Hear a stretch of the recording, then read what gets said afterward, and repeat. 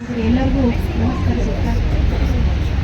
ಅವರು ಭಾಳ ಚೆನ್ನಾಗಿ ಮಾತಾಡಿದ್ರು, ಇವರು ಕೂಡ ಇವರು ಚೆನ್ನಾಗಿ ಮಾತಾಡಿದ್ರು. ನಾವು ಮಾತಾಡ್ತಾನೇ ಬಂದಿವಿ ಅನ್ನಿಸ್ತಾ ಇದೆ ನಮ್ಗೆ. ಯಾಕಂದರೆ ನಾವು ಬಿಜಾಪುರದ ದಾನಮ್ಮನ ಹಿಡ್ಕೊಂಡು ಈ ಥರನೂ ನಾವು ಮಾತಾಡ್ಕೋತಾ ಹೋರಾಟ ಮಾಡ್ಕೋತಾ ಕ್ಯಾಂಡಲ್ ಹಿಡ್ಕೋತಾ ಬೇಕಾರ್ಸ್ ಹಿಡ್ಕೋತಾ ಬೀದಿ ಹೋರಾಟ ಮಾಡ್ತಾ ಇದ್ದೀವಿ. ಪ್ರಜಾಪ್ರಭುತ್ವ ವ್ಯವಸ್ಥೆಯಲ್ಲಿ 75 ವರ್ಷ ಬೇಕಾಯ್ತಾ ನಮಗೆ ಈ ಬದಲಾವಣೆ ಮಾಡೋದು. ಅಲ್ಲ, ಪ್ರಜಾಪ್ರಭುತ್ವ ನಮಗೆ ಏನು ಕಲಿಸ್ಕೊಟ್ಟಿದೆ ಅನ್ನೋದೇ ನಮಗೆ ಗೊತ್ತಾಗ್ತಾ ಇಲ್ಲ. ಏನು ಕಲಿಬೇಕಾಗಿತ್ತು ನಾವು? ಯಾವ ಸಮಾನತೆ, ಜಾತಿ, ಧರ್ಮ, ಮೇಲು ಕೀಳನ್ನು ವಿರೋಧಿಸಿ ಅದರ ಪ್ರಜಾಪ್ರಭುತ್ವನ ನಾವು ಅಳವಡಿಸ್ಕೊಳ್ಳೋದಕ್ಕೆ 75 ವರ್ಷ ಆದರೂ ಕೂಡ ಇನ್ನೂ ಕೂಡ ನಮ್ಮ ಮಹಿಳೆಯರಿಗೆ ಸಿಗಬೇಕಾದಂಥ ಒಂದು ಸ್ಥಾನಮಾನ ಸಿಗ್ತಾ ಇಲ್ಲ. ಇದು ಏನು ಈ ಥರ ಹತ್ಯೆ? ಮಾತಾಡಕ್ಕೆ ಭಾಳಷ್ಟು ವಿಷಯಗಳದಾವ, ಎಲ್ರಿಗೂ ಗೊತ್ತಿರುವಂಥ ವಿಷಯ. ನಾನೇ ಜಾಸ್ತಿ ಮಾತಾಡಕ್ಕೆ ಹೋಗಲ್ಲ.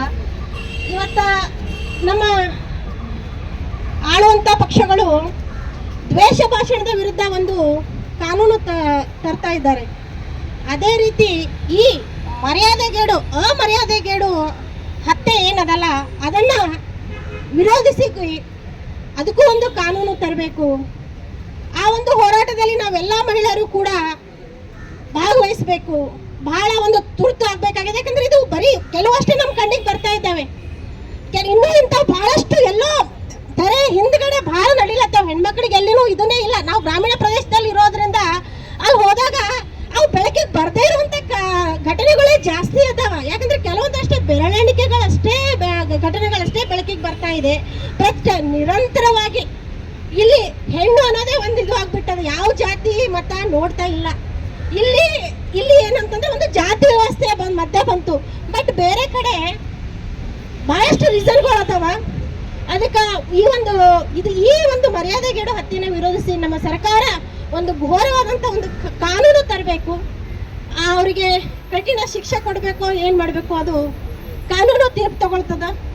ಆಮೇಲೆ ನಾವೆಲ್ಲ ಮಹಿಳೆಯರು ಈ ಹೋರಾಟದಲ್ಲಿ ಇರ್ತೀವಿ. ಇಲ್ಲೆಲ್ಲ ನಮ್ಗೆಲ್ಲ ನೋವಾದಂಥ ವಿಷಯನೇ. ಇವತ್ತ ನೇಹ ಹಿಡ್ಕೊಂಡಾಗ್ಲಿ, ದಾನಮ್ಮನ ಹಿಡ್ಕೊಂಡಾಗ್ಲಿ, ಇವತ್ತಿನ ಮಾನ್ಯವ್ರಿಗೆ ಎಲ್ಲರಿಗೂ ಕೂಡ ಎಲ್ಲ ನಮ್ಮ ಸಹೋದರಿಯರೇ, ಎಲ್ಲ ಹೆಣ್ಣು ಮಕ್ಕಳು, ನಮ್ಮ ಮನೆ ಮಕ್ಕಳೇ, ನಮ್ಗೆಲ್ಲ ತಾಯಂದ್ರಿಗೂ ಭಾಳ ನೋವಾದದು. ಅಲ್ಲಿ ನೊಂದಂಥ ಎಲ್ಲರಿಗೂ ಕೂಡ ನಾನು ಸಾಂತ್ವನ ಹೇಳಕ್ಕೆ ಇಷ್ಟಪಡ್ತೀನಿ. ಅವರೆಲ್ಲರ ಜೊತೆ ನಾವಿರ್ತೀವಿ. ಮಹಿಳೆಯರಂದ್ರೆ ನಾವೆಲ್ಲರೂ ಒಂದೇ. ನಾವೆಲ್ಲರೂ ಕೂಡ ಇನ್ನೂ ಹೆಚ್ಚಿನ ಇದರಲ್ಲಿ ಹೋರಾಟ ಮಾಡೋಣ ಅಂತ ಹೇಳಿ ಮಾತಾಡೋಕ್ಕೆ ಅವಕಾಶ ಮಾಡಿಕೊಟ್ಟಂಥ ಸಹೋದರಿಯರು ಎಲ್ಲರಿಗೂ ಹಿರಿಯರಿಗೂ ಥ್ಯಾಂಕ್ ಯು, ಧನ್ಯವಾದ. ಜ್ಯೋತಿ ಮೇಡಮ್ ಬನ್ನಿ.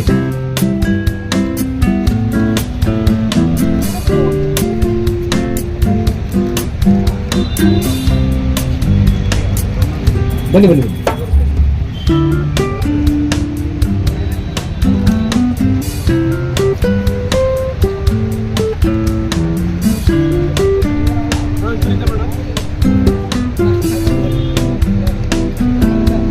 ಎಲ್ಲರಿಗೂ ನಮಸ್ಕಾರ.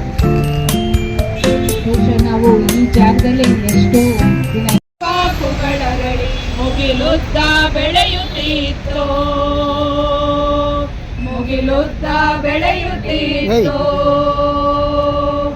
ಕಪ್ಪು ಮೈಯಲ್ಲಿ ಕೆಂಪು ಗಂಗೆ ಯಮುನೆಯು ಹರಿದು ಅವಳ ಬಾಯಿಯ ತುಂಬ ಬೆಂಕಿಯಿತ್ತು.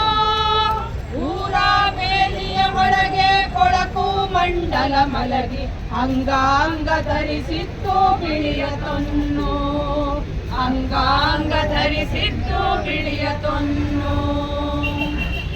ಭಾರತ ದೇಶದ ಬೀದಿಯ ತುಂಬ ಬೆಳ್ಳಿ ಬಾಕುಗಳ ಮೆರವಣಿಗೆ, ರಕ್ತದ ಕೊಳದಿಂದೀಚೆಗೆ ತೆಗೆದ ಚಿಂದಿ ಬಟ್ಟೆಗಳ ಮೆರವಣಿಗೆ. ಭಾರತ ದೇಶದ ಬೀದಿಯ ತುಂಬ ಬೆಳ್ಳಿ ಬಾಕುಗಳ ಮೆರವಣಿಗೆ,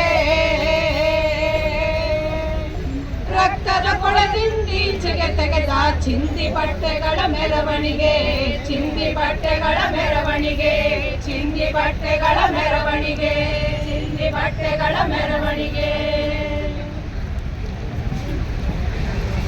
ಮುಂದೆ ನಿಂತು ಮಾದಿಗರ ಹುಡುಗ ಮತ್ತು ಇಲ್ಲಿ ಬ್ರಾಹ್ಮಣರ ಹುಡುಗಿಗೆ ಮದುವೆ ಮಾಡಿಸಿದ ಕಾರಣಕ್ಕಾಗಿ ಆ ಕಲ್ಯಾಣವನ್ನು ಮುಗಿಸಿದ್ರು. ಅಲ್ಲಿಗೆ ಕಲ್ಯಾಣದ ಕಥೆ ಮುಗೀತು.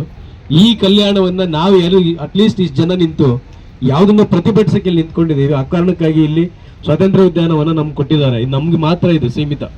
ಮೊದಲೆಲ್ಲ ಬೆಂಗಳೂರಿನ ಯಾವ ಮೂಲೆಯಲ್ಲೋ ಒಂದ್ ಕಡೆ ನಿಂತ್ಕೊಂಡು ಪ್ರತಿಭಟನೆ ಮಾಡ್ತಿದ್ವಿ. ಅಟ್ಲೀಸ್ಟ್ ಸರ್ಕಾರ ಕಿವಿಗೆ ಬೀಳಲಿಲ್ಲ ಅಂದ್ರೆ ಜನಗಳ ಕಣ್ಣಿಗಾದ್ರೂ ಕಾಣ್ತಾ ಇತ್ತು. ನಾವು ಇಟ್ಕೊಂಡಿರೋ ಫ್ಲಕಾರ್ಡ್ಸ್ನ ಜನ ಓದ್ಕೊಂಡು ಹೋಗ್ತಿದ್ರು. ನಾವು ಅಟ್ಲೀಸ್ಟ್ ಅಲ್ಲಿ ಹೋಗ್ಬಿಟ್ಟು ಅವ್ರಿಗೆ ಪಾಂಪ್ಲೆಟ್ ಕೊಡ್ತಿದ್ವಿ, ಇದೆಲ್ಲ ಮಾಡ್ತಿದ್ವಿ. ಇದೊಂದು ಒಂದು ಸಣ್ಣ ಕಲ್ಯಾಣದ ಒಂದು ಪಳೆಯುಳಿಕೆ ಇದೆ. ಇದನ್ನು ಕೂಡ ಕೆಡಿಸೋದಕ್ಕೆ ಅಂತ ಪ್ರಯತ್ನ ಪಡ್ತಿದ್ದಾರೆ. ಇದಕ್ಕೊಂದು ತುಂಬಾ ದೊಡ್ಡ ಪರಂಪರೆ ಇದೆ. ಮೇಡಮ್ ಅವರು ಹೇಳಿದಂತಹ ಈ